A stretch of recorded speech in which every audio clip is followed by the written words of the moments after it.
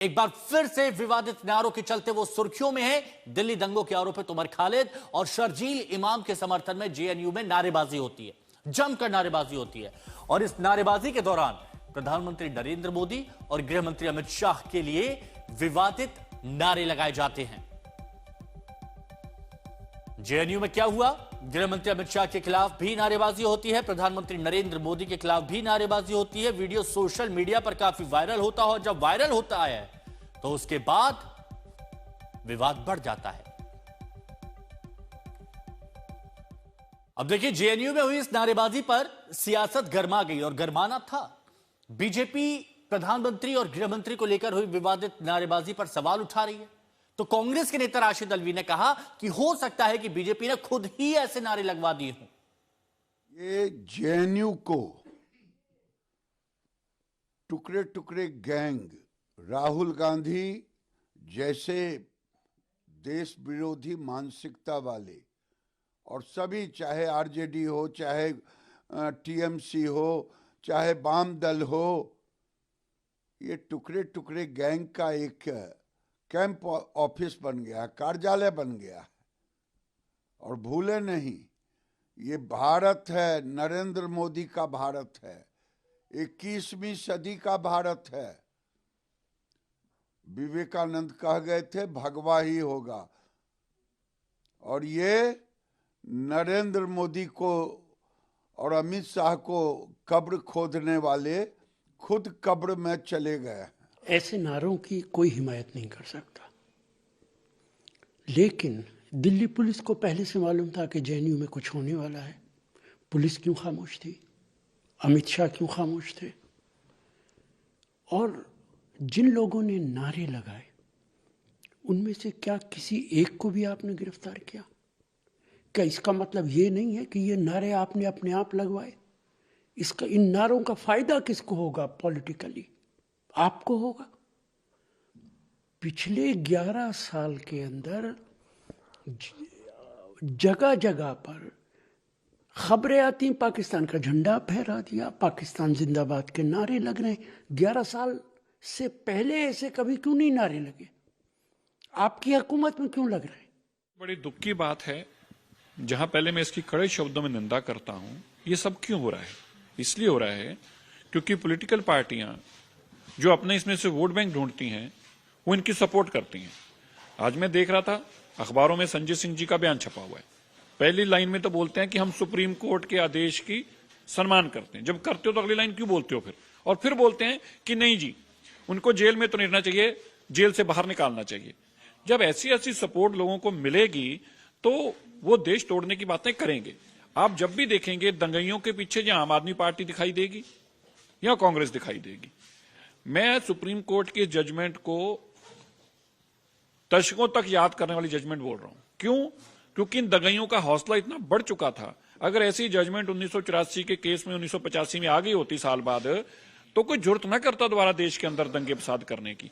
और ये जो नारे लगाते हैं मोदी जी के खिलाफ, अमित शाह जी के खिलाफ, ये नारे कोई इन लोगों के नहीं है, ये नारे तो आम आदमी पार्टी के हैं, उनके मुंह से निकलवाए जाते हैं। विरोध इनका पार्टी के साथ है, लेकिन देश तोड़ने तक आम आदमी पार्टी और कांग्रेस जाती है। ये सोचने की बात है और देश के लोगों को ये समझने की बात। ये नारा है और एक विरोध करने का तरीका है, एक पॉलिटिकल लैंग्वेज है। इसको लिटरल मतलब नहीं कहते हैं, लेकिन इनको हिंदू होने की वजह से, मुस्लिम होने की वजह से इस तरह से इनके साथ व्यवहार हो रहा है।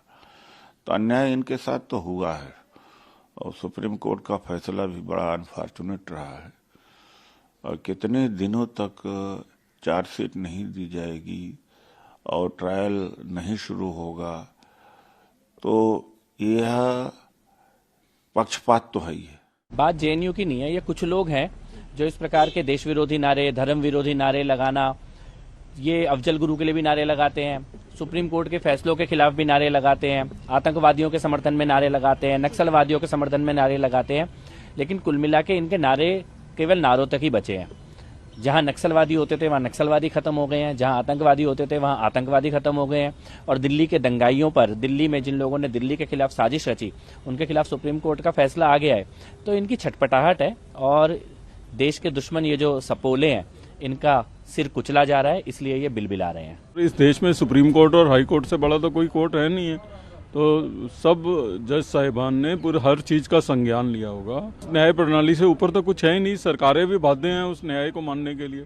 तो अब ऐसी स्थिति में जो है उस न्याय का इस तरीके से विरोध करना और जो है इसमें कोरी कोरी राजनीति करनी, इसका मतलब आप देश की एकता और अखंडता के लिए खतरा हो। इस देश के संविधान के कोई रक्षक हैं तो वो नरेंद्र मोदी जी और अमित शाह जी हैं और सारी सरकार है। तो निश्चित रूप से मैं समझता हूं कि मैं निंदा करता हूं ऐसे लोगों की जो इस देश को टुकड़ों में बांटने की कोशिश कर रहे हैं। तो जेएनयू की धरती से प्रधानमंत्री नरेंद्र मोदी और केंद्रीय गृह मंत्री अमित शाह के खिलाफ विवादित नारेबाजी होती है और जब वीडियो वायरल होता है तो उस पर सियासी हंगामा शुरू हो जाता है। बयानबाजी आपने देख ली बीजेपी कांग्रेस की तरफ से। लेफ्ट के नेता हंडान मोल्लाह का कहना है कि ऐसे नारे नहीं लगने चाहिए और नारे लगाने में सतर्कता बरतनी चाहिए। You know, this type of slogan in India in last 50 years, you will see hundreds of times raised, not once. All political parties, supporters. This type of slogan raised, though it is not proper to raise like that, and it will not be done also, but this way of slogan unnecessarily create trouble. I think they should be careful in raising slogan when their government attitude against democracy is so stiff. I think they should be very careful in raising slogan. Narendra Modi और अमित शाह के खिलाफ नारेबाजी के मामले में JNU प्रशासन ने Delhi police से एफआईआर दर्ज करने को कहा है और एफआईआर दर्ज करने को लेकर जेएनयू प्रशासन ने दिल्ली पुलिस को चिट्ठी लिखी है। यह बड़ी खबर इस वक्त की आपको बता रहे हैं। जवाहरलाल नेहरू यूनिवर्सिटी में विवादित नारेबाजी पर एफआईआर की मांग की जा रही है और जेएनयू प्रशासन ने, ये देखिए ये चिट्ठी, जेएनयू प्रशासन ने दिल्ली पुलिस को यह चिट्ठी लिखी है। जवाहरलाल नेहरू यूनिवर्सिटी सुरक्षा विभाग और उनकी तरफ से यह चिट्ठी लिखी गई है कि request for registration of FIR for raising of objectionable and provocation slogans outside hostel, Sabarmati hostel. Ashutosh Mishra हमारे सहयोगी इस वक्त हमारे साथ में जुड़ चुके हैं। आशुतोष, पहले भी जेएनयू का विवादों से नाता रहा है, कई तरह की नारेबाजी और काफी हंगामा हुआ और आज एक बार फिर से यह मामला तूल पकड़ता दिख रहा है जब पॉलिटिकल रिएक्शंस भी आ रहे हैं और अब जेएनयू की तरफ से भी प्रशासन ने एफआईआर दर्ज करने की मांग की है, चिट्ठी लिख दी है। बिल्कुल, और 10 साल पहले 2016 फरवरी का महीना था, ठीक 10 साल पहले इसी जेएनयू में विवादित नारे लगे थे और उसके बाद हमने देखा कि कन्हैया कुमार और तमाम नेताओं की, छात्र नेताओं की गिरफ्तारी हुई। 10 साल बाद महीना जनवरी का और उसी तरह आपत्तिजनक नारे लगते हैं और ये नारे इतने आपत्तिजनक हैं कि जिन हनन मुल्ला का बयान था, सीपीआईएम के नेता है, पुलिस ब्यूरो मेंबर है, सांसद रहे, वो भी कह रहे कि इस तरह नारे नहीं लगने चाहिए। बहरहाल सिक्योरिटी विंग ने दिल्ली पुलिस को कहा है, उसमें नाम भी बताया कि जब ये नारेबाजी हुई उस समय अदिति मिश्रा, गोपिका बाबू, सुनील यादव समेत कुछ छात्र थे, 30-35 मौजूद थे और ये 2020 की जो हिंसा हुई थी जेएनयू में उसके अवसर पर जो है अपनी बातें कहना चाहते थे, लेकिन अचानक सुप्रीम कोर्ट का जो फैसला आया था उसको लेकर के शर्जील इमाम और उमर खालिद, तो उसके खिलाफ ये नारे लगाए गए जो भड़काऊ थे और सर्वोच्च न्यायालय की अवमानना थी। इसी को लेकर के सिक्योरिटी विंग ने दिल्ली पुलिस से कहा है कि भारतीय न्याय संहिता की उचित धाराओं के तहत इसमें मुकदमा दर्ज करके कार्रवाई की जाए।